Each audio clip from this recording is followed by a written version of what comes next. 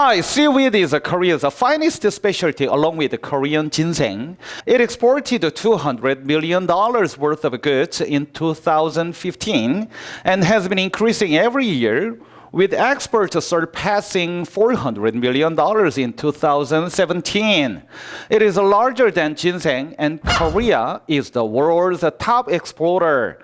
In July 2017, the Korean seaweed was adopted as an Asian standard by the International Food Standards Commission.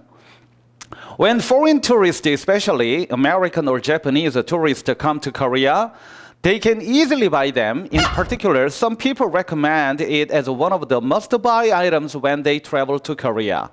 When you think of the beach, seaweed is not necessarily what you want to envision. We are guessing you would rather picture clear water, white sand, and no seaweed in sight. However, seaweed isn't so bad. In fact, it's rich in nutrients and can actually be quite delicious. You may not want to swim in it, but you sure as hell want to eat it. A few years ago, seaweed in the culinary sense would have meant sushi to most people in the world. You might have thought of a seaweed salad or perhaps even kombu, which is used to make the Japanese broth called dashi.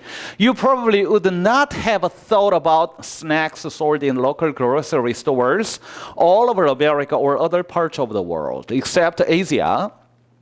Seafood snacks, however, those flat sheets of roasted seaweed have soared in popularity in recent years.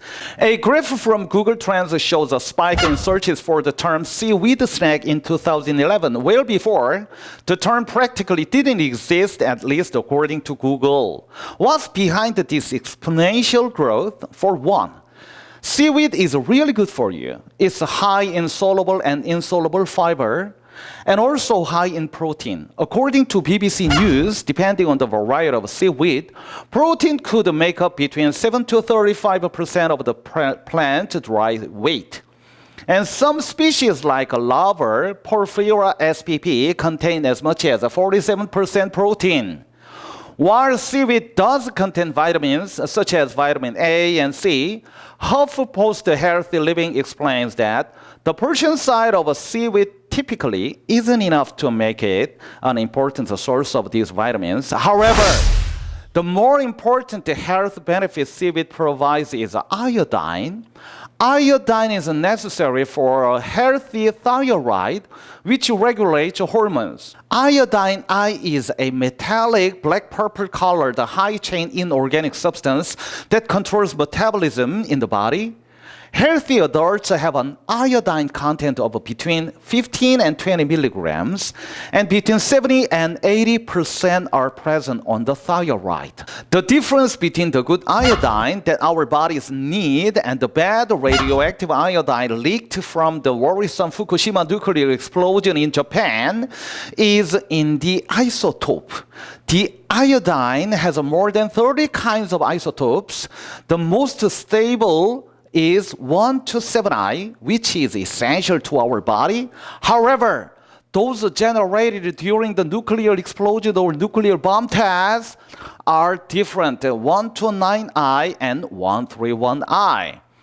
By the way, do you know about IDD, iodine deficiency disorder? It has been revealed that soldiers who were drafted into the United States in the areas around the Great Lakes during World War I have a much higher incidence of thyroid tumors than those from other regions. It is due to iodine deficiency disorder, which is also called IDD, a common endemic disease in people in mountainous areas far from the sea.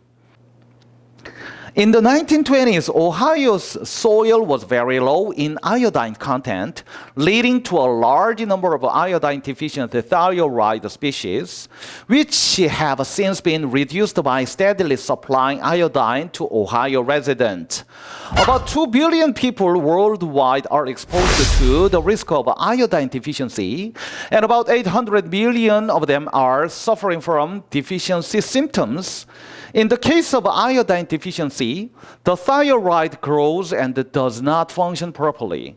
So pregnant women are more likely to have a miscarriage, stillbirth, and birth defect, including blindness. When iodine intake is less than 25 microgram a day and may develop cranitism after birth. However, iodine deficiency disease can be prevented with a sufficient intake of iodine, which in the Western world sells a table salt and cooking oil with an added iodine. Edible salt, which is also available in the United States, is permitted to add iodine and must be marked for inclusion. However, we South Koreans are less likely to suffer from iodine deficiency due to the high intake of seaweed and other seafood.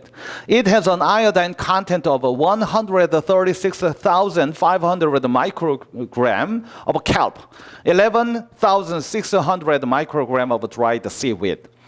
By the way, an unhealthy one can lead to all sorts of symptoms, from fatigue to depression to trouble with weight management. According to HuffPost Healthy Living, not many other foods contain iodine, which means seaweed offers a unique benefit unmatched by most other foods. As Americans and all the people around the world become increasingly health conscious, nutritionally rich food like seaweed are getting more attention. Food companies and marketers are paying attention to consumer demands and pushing healthy food products, fueling and reinforcing trends. Look no further than the recent Greek yogurt craze and pervasive use of the word superfood, which is nothing more than a marketing term that has simply exploded in recent years. Seaweed, of course, has been deemed a superfood by the powers. So what are you waiting for? From now on, you'd better enjoy nutrient and delicious seaweed snacks for your health. This is not an advertisement. Don't get me wrong, please. All I want with this video clip is let all the people in the world know the excellence of Korean seaweed snacks and the wisdom of Korean ancestors who started to eat seaweed about 1,500 years ago. Jesus is amazing, isn't it?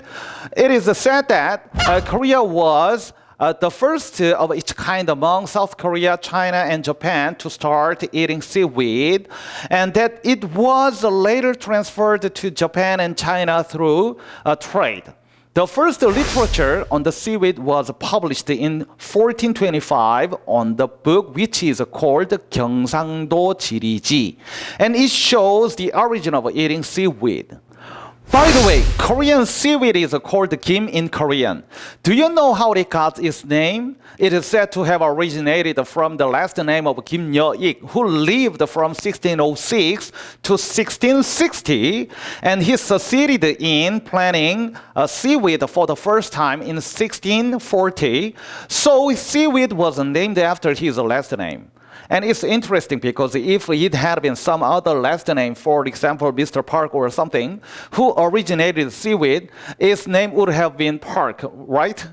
Okay, I'll be back with another interesting Korean culture. And if you want to know anything about Korea and Korean culture, leave your comments below. Everything about Korean culture. I mean Korean food, history, literature, or K-pop. Then I'll be back with it in no time. And if you liked my video, I hope you will pound the like button. Thank you for your watching. I'll see you next time.